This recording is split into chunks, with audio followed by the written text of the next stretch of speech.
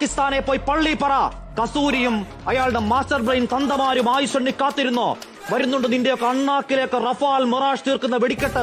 ഞങ്ങൾക്ക് പങ്കില്ല എന്നാണ് പാകിസ്ഥാന്റെ പറച്ചിൽ. വെറും വ്യാജ വർത്താനം. എന്നിട്ട് അലങ്കാരം പോലെ അയൽ രാജ്യത്തിന് അനുശോചനം.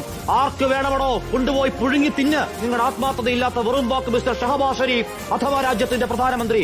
ബലാക്കോട്ടിന്റെ നീലാകാശ് നിറഞ്ഞ മിറാഷ് വിമാനങ്ങൾ, താഴെ ചാമ്പലായി ചത്തുമലച്ചു കിടന്ന ഹാഫിസ് സയ്യിദ് അടവച്ചിറക്കിയ അന്തകവിത്തുകൾ, മരണവക്താക്കളൊക്കെയും മറന്നതാണെങ്കിൽ പഠിക്കുന്നില്ലെങ്കിൽ കാത്തിരിക്കുക ആവർത്തന ചരിത്രം. സൈന്യത്തോട് നേർക്കുനേർ നിൽക്കാൻ ധൈര്യമില്ലാത്ത പേടിത്തൂറികൾ, തോക്കെടുത്ത് നിരായുധരായ സാധാരണക്കാരെ കൊന്നൊടുക്കിയതിന്റെ സൂത്രധാരൻ സൈഫുള്ള കസൂരി ഹാഫിസ് സയ്യിദിന്റെ വലം കൈയാണെങ്കിൽ, ഇന്ത്യ വിരോധം കൊണ്ട് പിഴച്ചു പൊളിച്ച പാക് പട്ടാളത്തിന്റെ തലച്ചോറാണെങ്കിൽ, ISIയുടെ സാമന്തനാണെങ്കിൽ ഞങ്ങൾക്ക് പങ്കില്ലെന്ന പച്ചക്കള്ളം. പാകിസ്ഥാനെ പോയി പള്ളി പറ. മറന്നവരാണ് നിങ്ങൾ. പരാജയത്തിൽ ഉളുപ്പില്ലാതെ മുട്ടുകുത്തി ജീവന് വേണ്ടി തണ്ടിയ മേധാവി നിയാസയെ ഞങ്ങൾ വെറുതെ വിട്ട നാണം കെട്ട ചരിത്രം. കാർഗിൽ തിരിച്ചോട്ടം, ചോര കൊണ്ട് അശനിവാദം.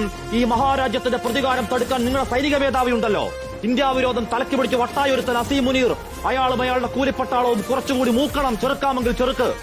അവിടെ മതം തിരിഞ്ഞ് നിങ്ങൾ പാവങ്ങളെ പോയിന്റ് ബ്ലാങ്കിൽ നായാടിയെങ്കിൽ, വീണവന്റെ മതം ചെയ്യാത്ത ഞങ്ങൾ ഇന്ത്യക്കാർ രോഷത്തിൽ എരിയുന്നുണ്ടെങ്കിൽ, വിനാശകാലെ നിങ്ങൾ ചിന്തിയത് ഞങ്ങളുടെ സഹോദരങ്ങളുടെ ചോരയാണെങ്കിൽ, കൊറിയൻ സാമ്രാജ്യങ്ങൾക്ക് മുകളിലേക്ക് തീമഴ പെയ്യിക്കാൻ ലോകത്തെ എണ്ണം പറഞ്ഞ പട്ടാള ശക്തി, കൂടപ്പറന്ന ചോരയ്ക്ക് പകരം ചോദിക്കാൻ ഞങ്ങളുടെ നെഞ്ചിലെ പ്രതികാരത്തിന്റെ സംഹാര ശക്തി.